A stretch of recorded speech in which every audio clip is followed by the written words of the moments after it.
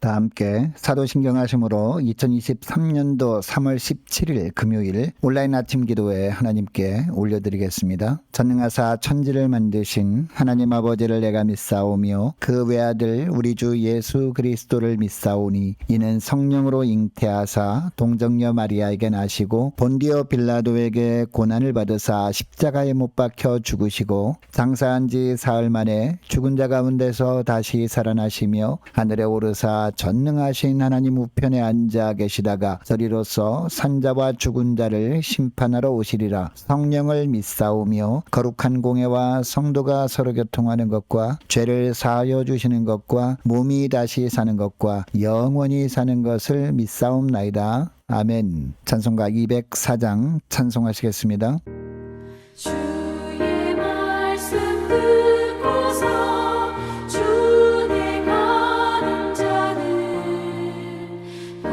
반석 위에 떠받고 집을 지은 같아 비가 오고 물나며 바람 부딪혀도 반석 위에 세운 집 무너지지 않네.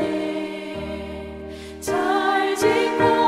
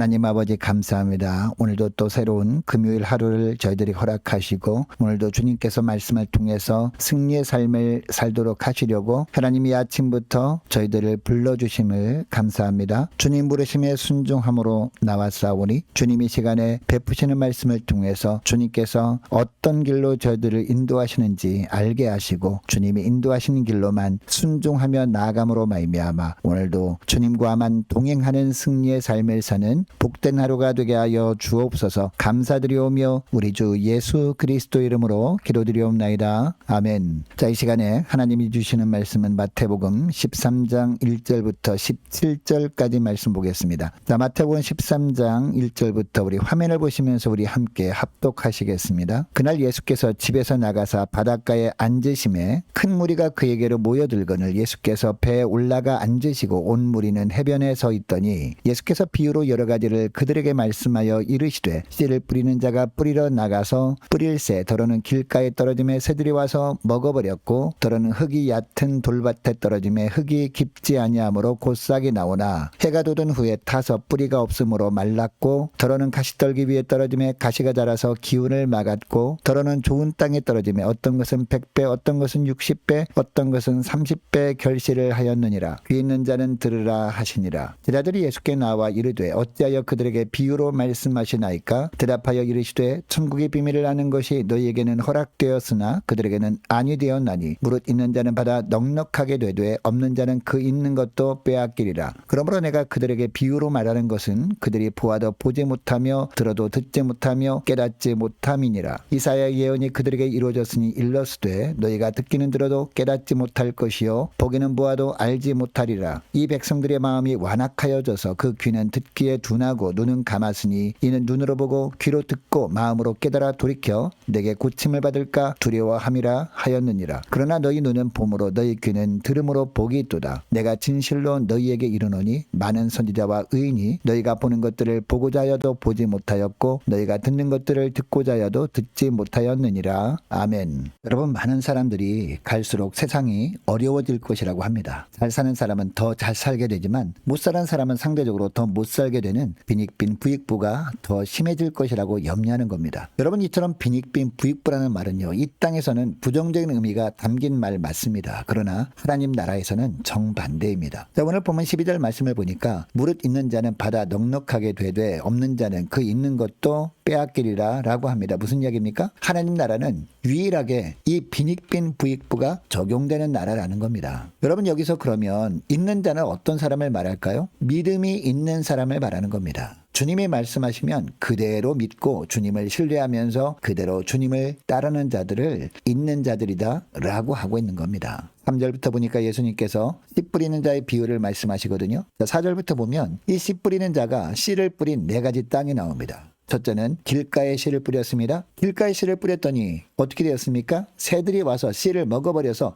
열매를 맺지 못했습니다. 둘째는 흙이 얕은 돌밭에 씨를 뿌렸습니다. 이 돌밭에 씨를 뿌렸더니 또 어떻게 되었습니까? 흙이 깊지 않음으로 말미암아 곧 싹이 나오긴 했지만 해가 돋은 후에 뿌리가 없어서 뜨거운 태양 때문에 타버립니다. 결국 열매를 맺지 못합니다. 셋째는 가시떨기 위에 씨를 뿌렸더니 또 어떻게 되었습니까? 가시가 자라서 그 가시 기운이 씨에서 싹이 나서 자라지 못하도록 막아버립니다. 결국 또 열매를 맺지 못합니다. 마지막 4번째는요. 좋은 땅에 씨를 뿌렸더니 어떻게 됩니까? 어떤 씨는 100배, 어떤 씨는 60배, 또 어떤 씨는 30배 결실을 맺습니다. 여러분, 8절에 나오는 좋은 땅은 어떤 사람을 말하는 것일까요? 주님이 말씀하시면 그대로 믿고 주님을 신뢰하면서 그대로 주님을 따르는 자들을 말하는 겁니다. 이들을 9절에도 보니까 귀 있는 자라고 말씀하십니다. 또한 16절에 보니까 영적인 눈으로 보는 사람, 영적인 귀를 열어서 주의 말씀을 듣는 사람이 바로 많은 열매를 맺는 좋은 땅과 같은 심령이 있는 사람이다 라고 하고 있습니다. 그러니까 영적인 눈을 열고 예수님을 하나님의 아들이심을 보는 것, 그리고 영적인 귀를 열어서 하나님의 말씀을 듣는 것은 좋은 땅에 씨를 뿌리는 것이라고 하고 있는 겁니다. 그러면 좋은 땅에 떨어진 씨가 자라서 100배, 60배, 30배 열매를 맺는 것은 무엇을 의미합니까? 영안을 열어서 이 땅에 임하신 예수님을 보고 귀를 열어서 주님의 말씀을 잘 새겨 들을 때 이처럼 놀라운 열매를 맺게 된다는 겁니다. 자, 그런데 여기서 씨를 뿌리는 것은요, 과거형으로 되어 있거든요.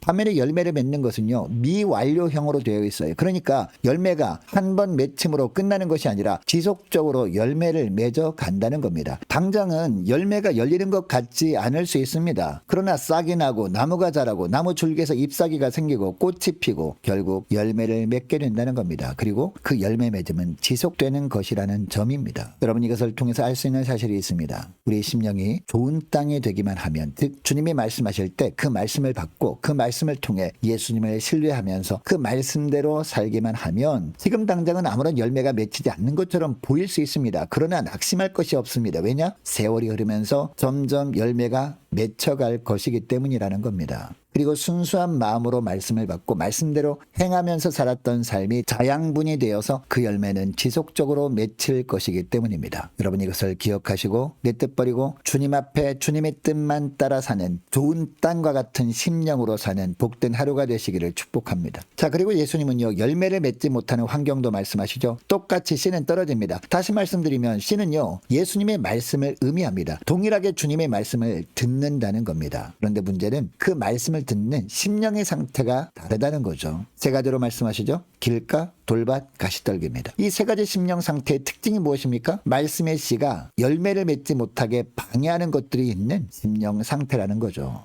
이 방해거리들 때문에 결국 말씀을 듣기는 하지만 삶 가운데 열매는 맺지 못하는 사람들의 심령 상태, 이 상태를 길가, 돌밭, 가시떨기라고 말씀하시는 겁니다. 결국 말씀의 능력을 삶 가운데 경험하지 못하는 사람들, 이런 사람들을 말하는 겁니다. 여러분 히브리서 4장 12절 말씀을 보면요, 하나님의 말씀은 살아있고 활력이 있어 좌우의 날선 어떤 검보다도 예리하여 혼과 영과 및 관절과 골수를 찔러 쪼개기까지 하며 또 마음의 생각과 뜻을 판단하나니 라는 말씀이 나오거든요. 여러분 무슨 이야기입니까? 하나님의 말씀은 살아있는 말씀이라는 겁니다. 스스로 운동력이 있기도 하지만 좌우의 날선 어떤 검보다도 예리하다는 겁니다. 그래서 혼과 영과 및 관절과 골수를 찔러 쪼개기까지 할 수 있는 능력이 말씀 자체에 있다는 겁니다. 또 그 말씀이 우리 생각과 뜻을 판단한다라는 겁니다. 여러분 그렇다면 그 말씀, 즉 씨가 우리 심령 가운데 떨어지면 어떻게 되어야 할까요? 우리가 믿음의 사람이라면 말씀의 능력이 날마다 삶 가운데 나타남으로 말미암아 당연히 뭔가 놀라운 변화가 일어나야 하지 않겠습니까? 그런데 길가, 돌밭, 가시덤불밭에 떨어진 씨, 즉 말씀은 어떻게 되었습니까? 이 방해물들 때문에 하나도 열매를 맺지 못하고 맙니다. 여러분 이들 밭에도 분명히 씨가 있었습니다. 말씀을 가지고는 있었다라는 겁니다. 그러나 그들에게 문제가 있었죠. 말씀을 가지고는 있었지만 그 말씀의 역사를 가로막는 장애물을 깨끗하게 제거하지 못했다라는 겁니다. 그러다 보니까 결국 하나님은 장애물로 말미암아 열매를 맺지 못하는 씨를 빼앗아서 하나님의 말씀을 들을 준비가 잘된 좋은 땅과 같은 마음을 품은 자에게 열매를 몰아줘 버리십니다. 그것이 바로 100배, 60배, 30배 의미입니다. 그래서 없는 자는 그 있는 것도 빼앗기리라 라고 하시는 거죠. 여러분 혹시 여러분이 말씀을 자주 듣기는 하는데 삶 가운데 열매를 맺지 못하는 모습이